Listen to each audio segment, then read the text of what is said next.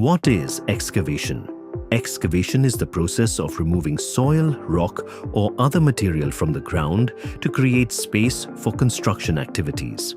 It is the first step in foundation work and plays a critical role in structural stability. Excavation prepares pits, trenches, or basements where structural foundations will be placed. It helps achieve required ground levels and contours as per structural and architectural drawings. It also enables the installation of underground services such as plumbing lines, sewer systems, drainage pipes, and electrical conduits. Excavation is a primary component of earthwork operations, which includes digging, hauling, and disposal or reuse of excavated material. Why excavation is required? Excavation is done to reach competent soil that can safely bear structural loads. It provides proper foundation depth for stability against settlement and movement. It enables construction of basements, lift pits, and underground tanks. How Anagh Smart Infra differs from local contractors. At Anagh Smart Infra, excavation is executed under engineering supervision. Layout markings, depth levels, and soil conditions are verified before and during excavation. The base is properly dressed,